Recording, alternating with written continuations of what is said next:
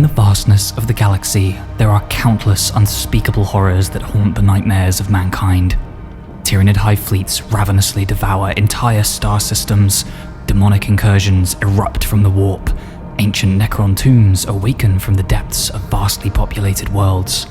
But there is another terror that spreads not among the enemies of humanity, but among humanity itself. Across the Imperium, there are worlds that speak in hushed whispers of silent warriors who emerge from the darkness beyond the stars. They arrive without warning. No Imperial commander requested their aid. No desperate astropathic plea summoned them. One day, the enemy is here. The next, entire armies have vanished. Cities lie silent beneath ash and rubble. Those who survived can only offer fragments of a story. Grey giants with eyes as black as the void. Warriors who never spoke, hunters who butchered with such terrifying brutality that friend and foe alike struggled to tell salvation apart from massacre. And as soon as the killing was done, they vanished. For 10,000 years, these enigmatic warriors have stalked the outer dark, the vast silent void above the galactic plane, waging a war few within the Imperium even know exists. They possess no celebrated homeworld, no long roll of recorded battle honors, and almost no place within the Imperium's own histories. Their origins remain fiercely disputed.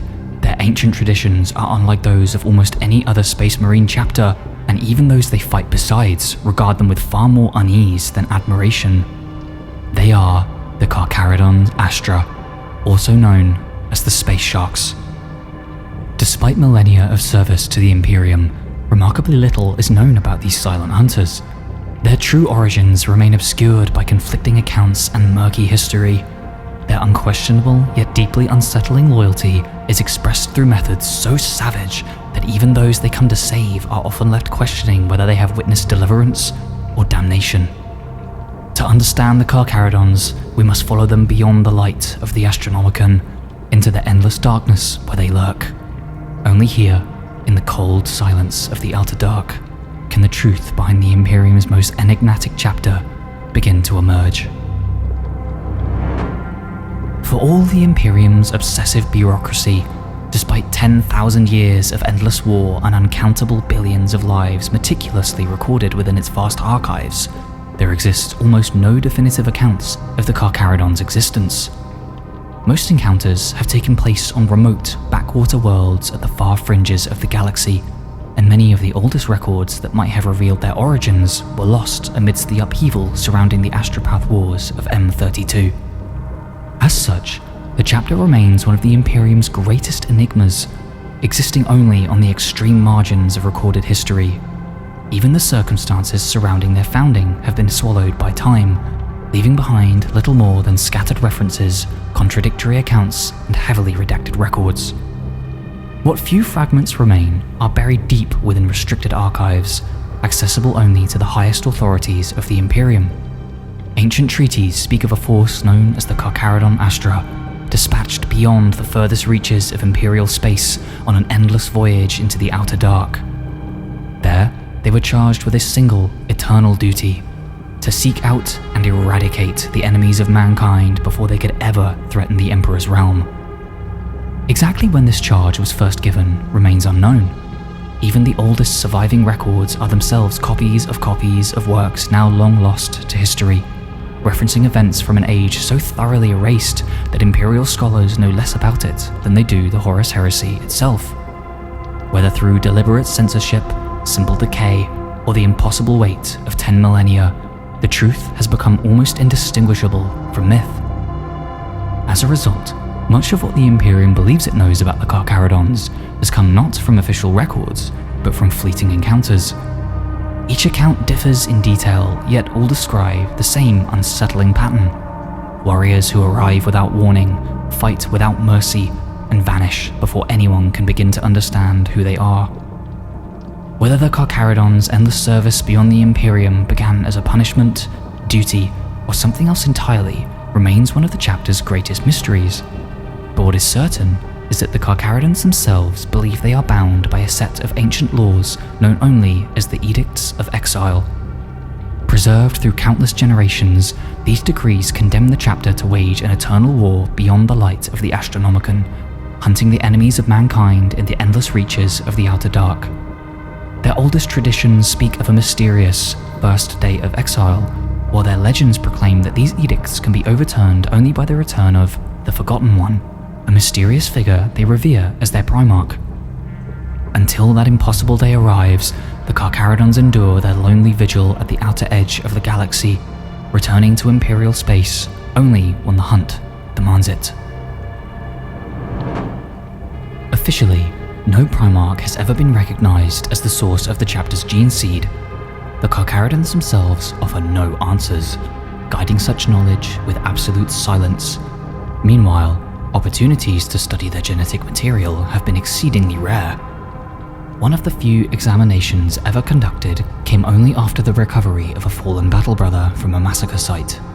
Apothecaries found the gene seed to be remarkably pure despite the effects of immense age and gradual degradation. More intriguingly, it displayed several unusual genetic markers long associated with the bloodline of Corvus Corax, and genetic evidence is not the only connection. Like the Raven Guard, the Carcharodons are marked by unusually pale skin that borders on corpse-like, while many of their oldest warriors possess eyes that have become completely black. These mutations appear regardless of where new recruits are drawn from, suggesting they are inherited through the gene seed itself rather than a shared homeworld or culture. After thousands of years of isolation and genetic drift, such traits would naturally have diverged, yet the resemblance remains. On genetic evidence alone, many within the Imperium have concluded that the Carcharodons are almost certainly descendants of the Raven Guard, but historical evidence may be even more compelling. In the early years of the Great Crusade, the 19th Legion was a very different force from the stealth specialists they would later become. Drawn from the harsh Xeric tribes of Terra, its warriors were renowned for ruthless compliance actions, brutal operations, and uncompromising campaigns of suppression. Their methods were effective, but merciless, earning them a fearsome reputation long before their Primarch was ever found. Everything changed with the arrival of Corax. Having overthrown the tyrants of Lycius, he found many of the old Terran legionaries disturbingly reminiscent of the very oppressors he had fought to overthrow, and so he reshaped the Raven Guard in his own image, replacing indiscriminate brutality with precision, stealth, patience, and carefully measured violence. Many senior Terran officers found themselves removed from positions of authority, reassigned to distant commands or dispatched to the farthest frontiers of the Great Crusade. Among them was the Legion's former master, Arcus Fahl. Placed in command of an independent nomad fleet, Fahl and his warriors disappeared beyond the fringes of the Imperium via direct orders from Corax himself. They were never formally recalled, and Imperial history offers no definitive account of what ultimately became of them. Taken together, the implications are difficult to ignore. We have a fleet of Terran-born Raven Guard, renowned for their savage methods of warfare, that vanished into the darkness beyond the Imperium during the Great Crusade. 10,000 years later, a mysterious chapter emerges from that same darkness. Their warriors bear the physical traits of the Raven Guard, fight with a brutality reminiscent of the old 19th Legion, and seem to have spent untold centuries carrying out an endless war beyond the Imperium's borders. It is perhaps the closest thing the Imperium has to an answer, but it is still not proof, and the Carcharodons themselves have remained, as ever, silent. Surviving beyond the borders of the Imperium for thousands of years demands far more than martial skill alone. A chapter without a homeworld cannot rely upon nearby forge worlds for ammunition, recruitment worlds for fresh aspirants, or established supply lines to replenish its losses. Every weapon, every suit of armor, every new battle brother must somehow be acquired in the darkness beyond the stars. To achieve this, the Carcharodons have perfected the art of nomad predation.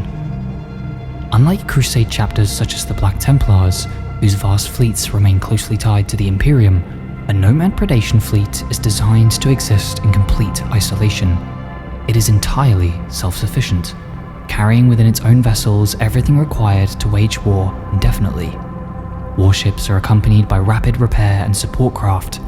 Resources are scavenged or captured wherever possible, and every campaign is carefully calculated to ensure the fleet emerges stronger rather than weaker. Like the ancient Terran oceanic predators from which they take their name, the space sharks are almost always in motion. Their fleets roam endlessly through the outer dark, striking only when the opportunity presents itself. Smaller threats are annihilated outright, while larger enemies are stalked, then harried through sudden, devastating raids. Once victory is achieved, nothing is wasted. Every fallen suit of power armor is recovered, every unfired bolter round reclaimed, every chainsaw tooth painstakingly collected. Then, whatever can be scavenged from the battlefield, be it raw materials, weapons, technology, or supplies, is taken before they move on in search of their next prey. No resource is more valuable to the Carcharodons than human lives. When the ancient edicts of exile permit the chapter to enter Imperial space, they conduct what is infamously known as a Red Tithe.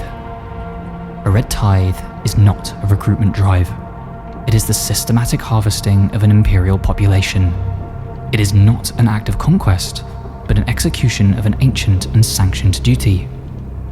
When the Carcharodons invoke this ancient rite, their fleets descend upon isolated frontier worlds, penal colonies, or remote void stations, carrying away thousands of men, women, and children.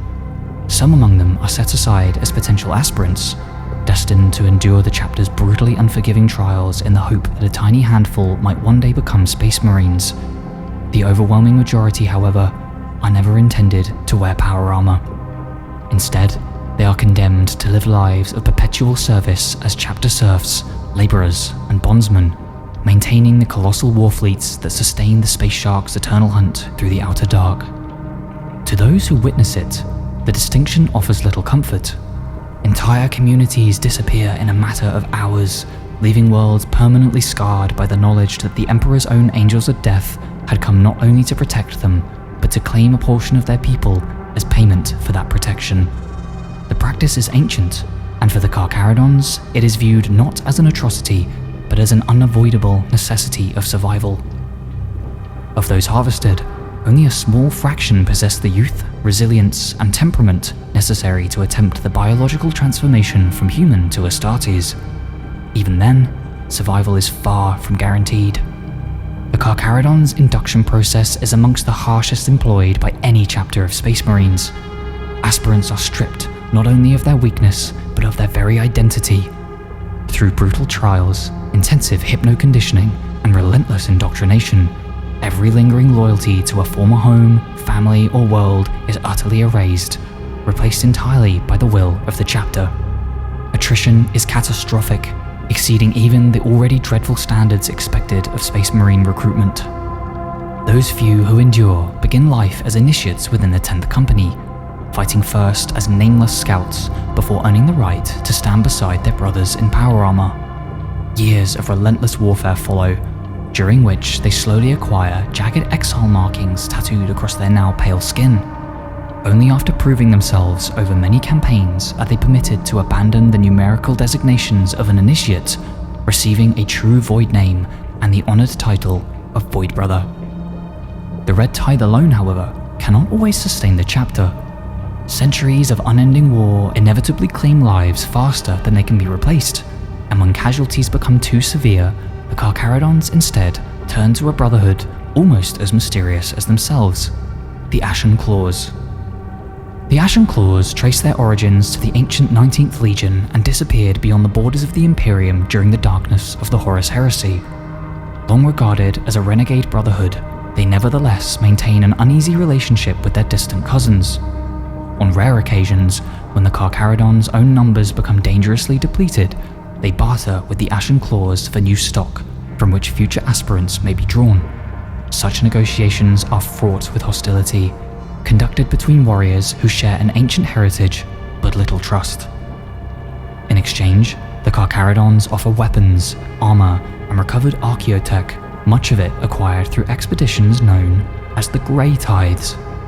These Red Tithes serve a far greater purpose than trade alone. Each company undertakes expeditions scouring the forgotten reaches of the Outer Dark in search of lost archaeotech, abandoned battlefields, and worlds whose secrets have remained undisturbed for millennia. Through ancient pacts with the priesthood of Mars, these priceless relics are exchanged for weapons, power armor, vehicles, and munitions needed to sustain the chapter's constant motion.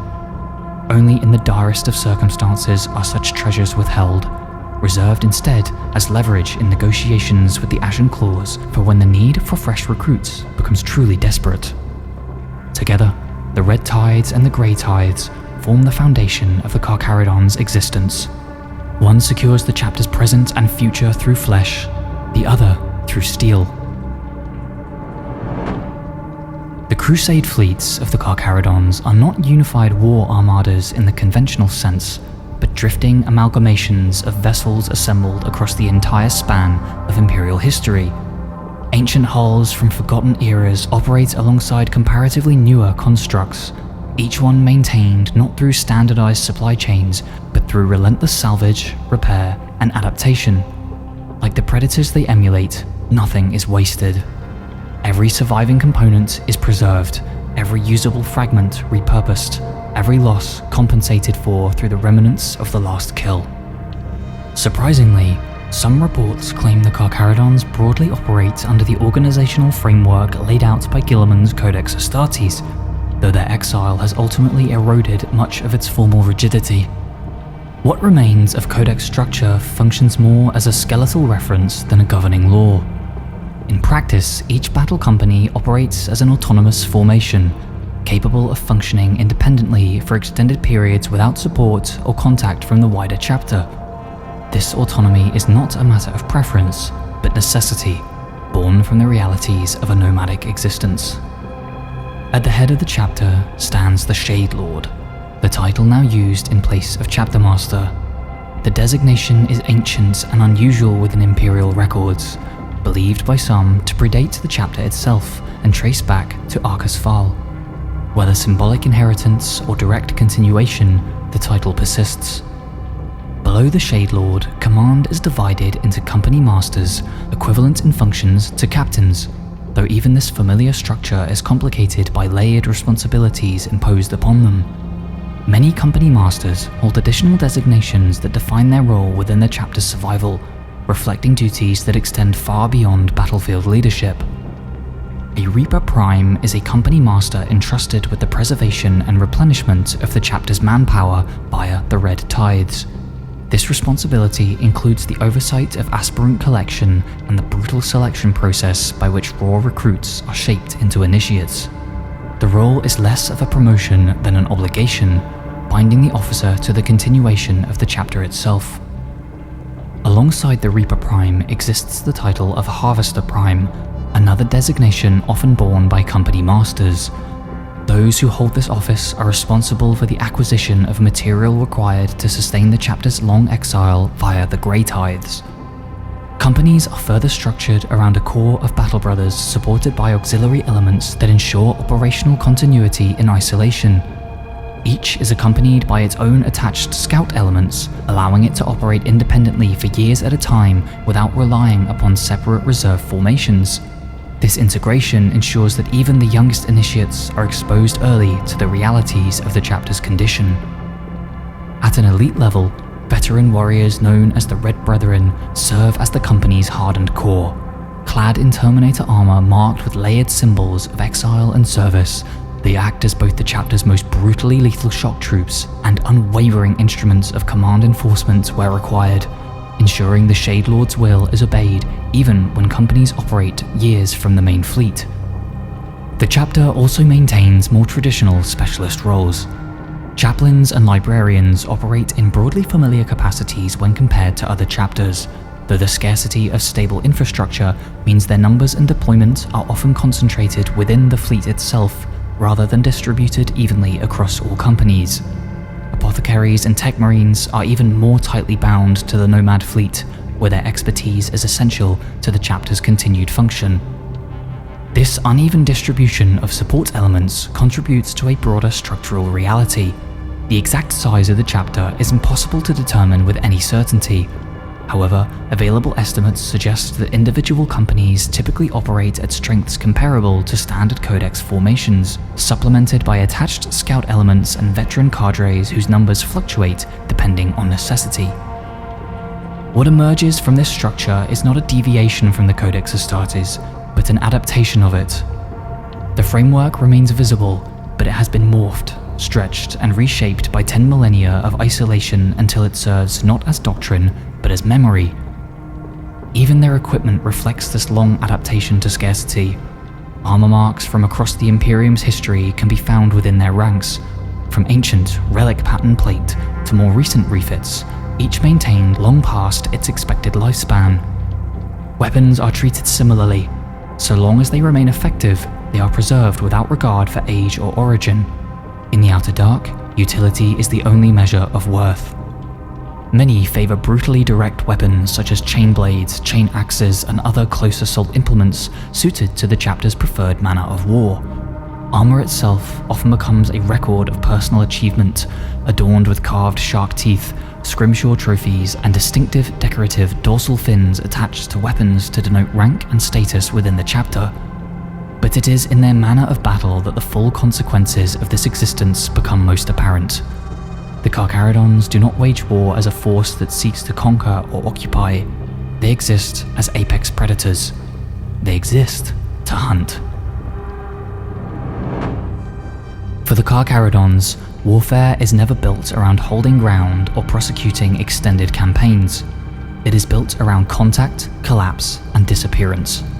They demonstrate a consistent preference for rapid strike operations, avoiding prolonged engagements wherever possible. They move with either extreme speed or near total stealth, ensuring that when they commit to an attack, it is delivered with the advantage of surprise already secured. To many Imperial observers, the aftermath of such assaults creates a misleading impression that the Carcharodons fight without discipline, consumed by uncontrolled savagery. The reality is far more calculated.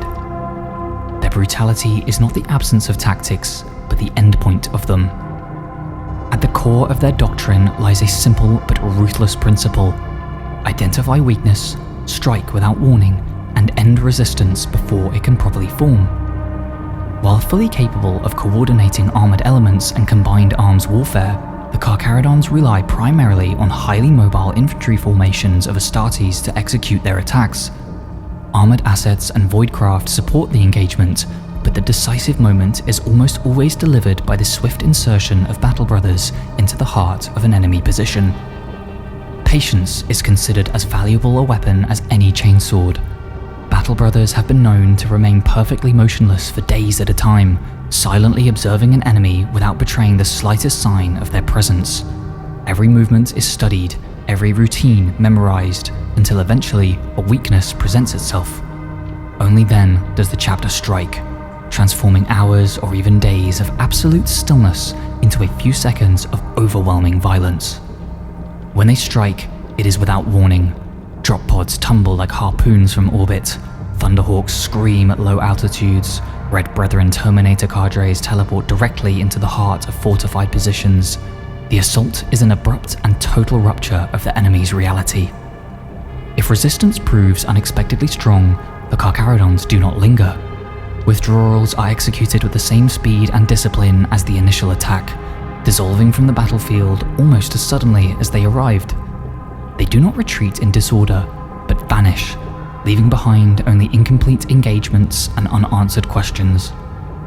From the darkness, they reassess, reorient, and strike again at a different point of weakness. This cycle repeats until the enemy fractures. Once a breach is achieved, the nature of their warfare changes. The Carcharodons do not occupy lightly contested ground, they tear directly into the core of an enemy force, pushing deep into rear lines and command structures. At this stage, their attack becomes overwhelmingly destructive, designed to dismantle cohesion entirely.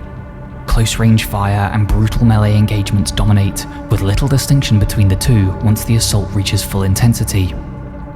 Throughout all of this, one aspect remains consistent: silence. Carcharodon battle brothers do not shout orders across the field, nor do they indulge in the vocal frenzy common to many other Astartes formations. Instead, commands are transmitted through encrypted vox channels alone. To witness such violence unfold without sound is often described by Imperial survivors as deeply unsettling, as though the battle is being conducted by something utterly detached from mortal understanding. In Void Warfare, this same predatory logic extends into ship-to-ship engagements. The Carcharodons employ massive boarding implements, known as Ursa's Claws, barbed harpoon lances of such scale that they resemble weapons designed for hunting entire vessels rather than boarding them. Fired into enemy hulls, these weapons anchor deep within structural voids before locking in place and reeling the target closer, dragging it into range like a captured beast. Once the crippled vessel is secured, boarding actions deploy directly into its exposed interior. From there, the fighting is absolute. It is a method of engagement that reflects its origins in the darkest and most brutal eras of the Great Crusade, where certain legions saw void warfare not as combat, but as predation on an interstellar scale. Beneath their remarkable discipline, however, lies a dangerous flaw buried deep within the chapter's gene seed. The Carcharodons are afflicted by a hereditary battle fury known as the Blindness. Once it takes hold, a battle brother is consumed by an overwhelming instinct to kill, driving him into a state of primal bloodlust that borders upon madness. Yet, unlike the black rage of the Dark Angels or the battle frenzy of the Space Wolves, the Blindness rarely robs its victims completely of tactical awareness. Even in the grip of this terrible hunger, experienced Carcharodons retain an extraordinary degree of discipline, refusing to pursue obvious bait or abandon carefully prepared plans. Their fury is not allowed to command them. Instead, through relentless training and iron self-control, they have learned to direct it like the edge of a blade. The result is an enemy who combines the savagery of a berserker with the cold judgment of a hunter, perhaps one of the most terrifying combinations found anywhere within the Adeptus Astartes. For all their terrifying reputation, perhaps the most surprising aspect of the Carcharodons is not their savage brutality, but their unwavering faith. Thousands of years spent beyond the edge of the Imperium have not diminished their loyalty to humanity or to the Emperor. If anything, their isolation has only strengthened it. That said, the faith of the Carcharodons differs greatly from that of the modern Imperium. Where billions across the galaxy worship the Emperor as an unreachable god enthroned upon holy terror, the Carcharodons remember him as Rangu, the Void Father.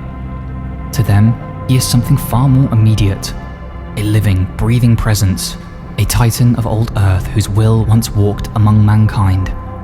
Likewise, holy terror is not merely the administrative heart of a vast galactic empire, but a place of profound primal significance. Their reverence, however, is directed towards the Emperor himself rather than the institutions that have grown around his worship. The teachings of the modern ecclesiarchy are respected only insofar as they align with what the Carcharodons believe to be the older truths carried with them into exile. Regular prayer rites are observed throughout the fleet, and a battle brother who begins neglecting them attracts immediate concern from his chaplains and commanders alike. This connection has endured through millennia of isolation, a bond forged through exile and preserved through it, sustaining their loyalty across unimaginable distance and silence. When the Carcharodons were first cast into the void, few could have expected them to survive as a coherent chapter, let alone remain bound by a shared identity. But, endure, they did. Their disparate origins unified by an unbroken faith in the Emperor of Old Earth. In that faith, nothing that would seek to erode or corrupt them has yet found purchase. As expressions of devotion, many battle brothers adorn their armor with prayer scrolls, while others carry intricate scrimshaw talismans or mark their war gear with abstract carvings depicting fanged maws, death's heads, and the great predator of ancient oceans for whom the chapter is named. Each symbol serves as both an act of faith and a reminder of identity, preserved through centuries of isolation. Many also deliberately sharpen their teeth into predatory points or replace damaged teeth with metal fangs, a ritualistic practice born of tradition rather than genetic mutation. That reverence extends even to the chapter's war gear. Every weapon, every suit of power armor is regarded as sacred, and strict customs govern who may touch them. Among the Carcharodons, this taboo is known as tapu, forbidding warriors of lesser rank or even the chapter's own serfs from handling the equipment of their superiors. Such traditions have survived for thousands of years, preserved with almost religious discipline. Their silence extends far beyond the battlefield. Between campaigns, conversation among the Carcharodons is sparse, with long periods devoted instead to quiet contemplation, ritual prayer, and reflection upon one's place within the chapter. Younger battle brothers will often spend extended periods within suspended animation chambers, easing the psychological strain of life in the outer dark while awaiting the next hunt.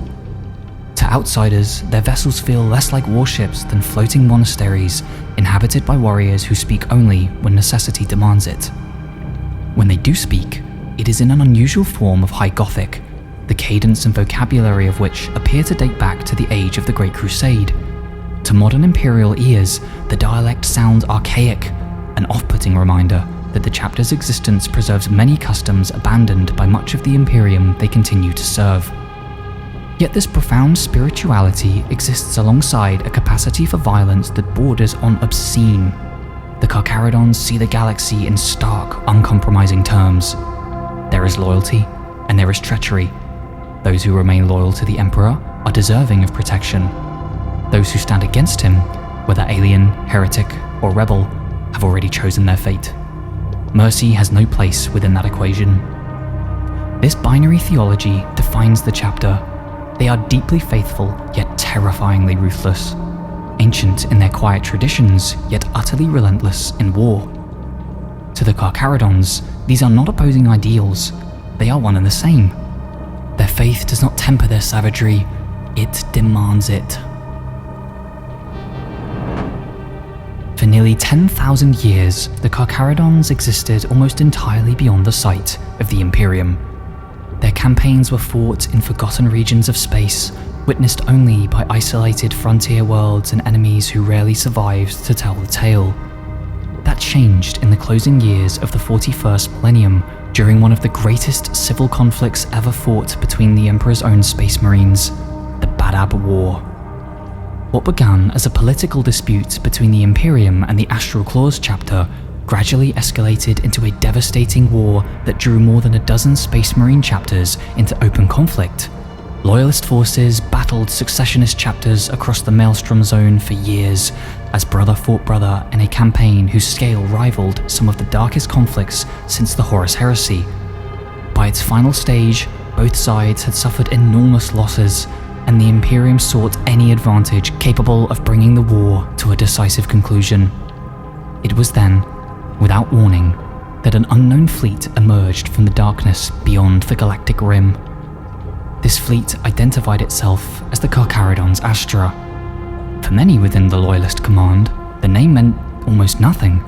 The chapter had existed only as scattered rumors buried deep within Imperial archives, and its sudden appearance was met with as much suspicion as it was relief. Before being permitted to fight, its commander voluntarily submitted himself to psychic examination, gene sampling, and exhaustive scrutiny by the Inquisition. Only then did the Imperium come face to face with the warrior known as Tyberos the Red Wake.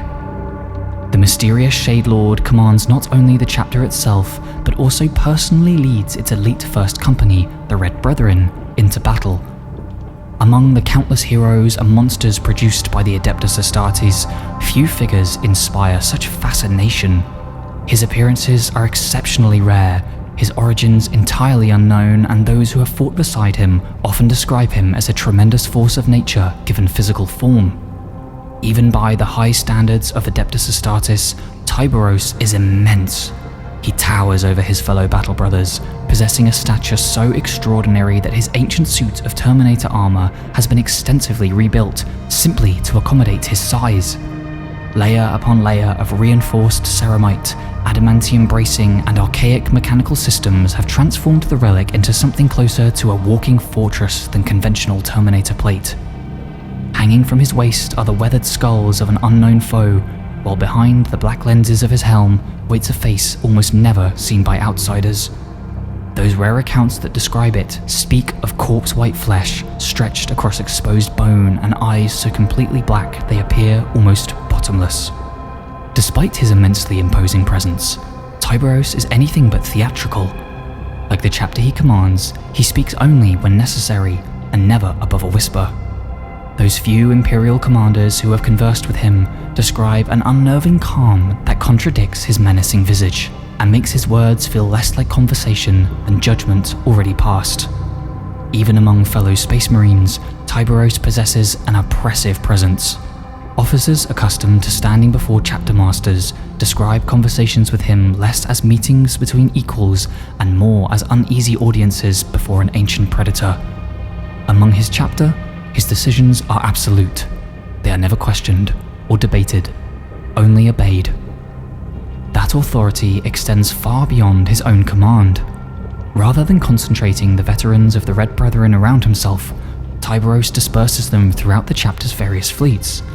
Officially, they reinforce isolated companies operating far from the main fleet. Unofficially, they also serve as the Shade Lord's eyes, ears, and enforcers, ensuring that every company remains faithful to their ancient purpose laid down by the Edicts of Exile. In a chapter whose fleet may spend years separated by the darkness between the stars, such oversight is essential to preserving unity. Only after Tyberos passed the extraordinary examinations insisted upon by Loyalist Command were the Carcharodons permitted to join the Bad of War. Once they descended upon the battlefield, however, any lingering doubts about their value disappeared almost immediately, as friend and foe alike would quickly come to fear them. Operating from the battle barge Nicor, Tyberos personally led assault after assault against successionist forces. Clad in his mighty Terminator plate and surrounded by Red Brethren, he carved through enemy Space Marines with a brutality that became infamous even among the Adeptus Astartes. Survivors spoke of a towering figure advancing through storms of gunfire without slowing, leaving behind nothing but shredded ceramite, severed limbs, blood-soaked corridors, and screams. By the campaign's end, the name the Red Wake had become more than a title. It had become a warning. Perhaps nothing embodies Tyberos more completely than the two immense relic weapons permanently mounted to his armor, Hunger and Slake. Neither resembles any pattern recognized by the priesthood of Mars. Each combines oversized lightning claws with a mechanized inner maw of roaring adamantium chain blades, transforming every strike into an eruption of tearing power fields and grinding teeth. Their exact origins remain uncertain, although persistent traditions within the chapter claim they once belonged to the ancient Terran Raven Guard formations that would eventually become the Ashen Claws. According to these same accounts, Tyberos claimed the weapons personally after defeating the Ashen Claws master in single combat during one of the tense negotiations between the two brotherhoods. Whether fact or legend, the tale perfectly encapsulates Tyberos himself. Everything surrounding him exists somewhere between history and myth. The Bad of War was, in a way, the moment the wider Imperium finally came to learn about the existence of the Carcharodons, but it was far from the only war in which they are believed to have fought. Across 10,000 years of Imperial history, scattered reports tentatively placed the chapter at some of the galaxy's darkest conflicts, although almost never with complete certainty. Many of these accounts exist only as fragmented chronicles, contradictory witness statements, or heavily mythologized records. Some are accepted by Imperial scholars as probable encounters, others remain little more than educated speculation. One of the earliest possible sightings dates to the 7th Black Crusade in M37. Following the near destruction of the Blood Angels upon the world of Midian, obscure ecclesiastical writings describe grey-armoured warriors descending from the Outer Night to fall upon Abaddon's pursuing forces with terrifying violence, buying the sons of Sanguinius the time needed to regroup. Centuries later, during the Angevin Crusade, a rogue trader stranded upon the night-shrouded world of Loth recorded the arrival of silent, grey-armoured space marines who appeared without warning, annihilated a powerful Drukhari raiding force, requested nothing more than supplies for their fleet in return, then vanished again before Imperial reinforcements could arrive. Only years later did inquisitorial investigations begin connecting this account with ancient references to the Carcharodons. Elsewhere, the chapter has been linked to the destruction of Chaos warbands during the solar rebellions of M32, brutal campaigns against the Night Lords upon the prison world of Zartak, and an endless war fought in the darkness beneath the galactic plane against the first tendrils of Hive Fleet Leviathan.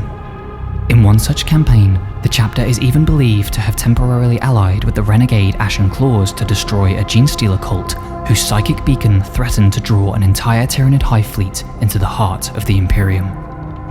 These victories all share one remarkable characteristic: the Imperium almost never witnesses them.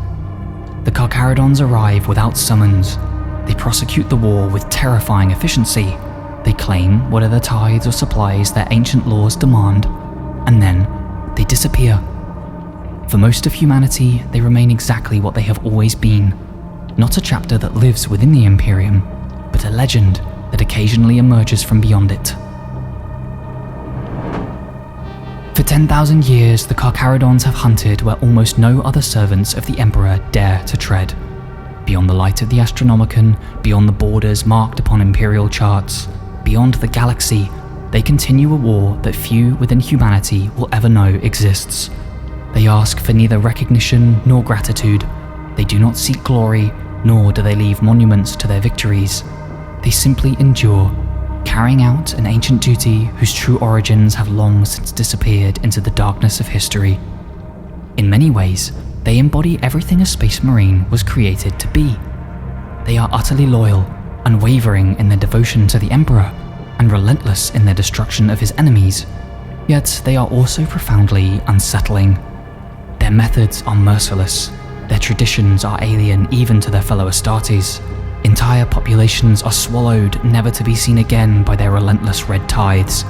Ancient laws govern every aspect of their existence. Even their closest allies rarely feel comfortable in their presence. And perhaps that contradiction is precisely what makes them so fascinating.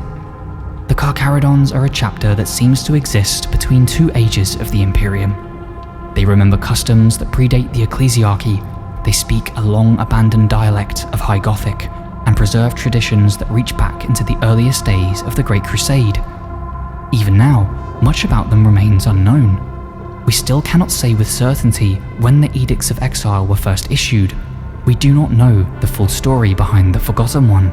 We cannot explain every appearance recorded throughout Imperial history, nor every century in which they simply vanished from the Imperial record. And that is exactly as the chapter would wish, because the Carcharodons have never sought to be understood. They were not created to stand as shining heroes beneath banners of the Imperium. They were created to become something else entirely. Silent predators who stalk the darkness beyond humanity's reach, ensuring that countless horrors perish long before they can ever threaten the worlds of man. Somewhere beyond the edge of every star chart, where the light of the Astronomicon fades finally into an endless night, the hunt continues. The Imperium may never know their full story, but whenever grey armoured warriors emerge from the void without warning, whenever impossible enemies disappear into oceans of blood and silence, and whenever entire worlds awaken to find both salvation and terror wearing the same face, humanity can be certain of one thing: the Carcharodons are still out there, watching, waiting, hunting.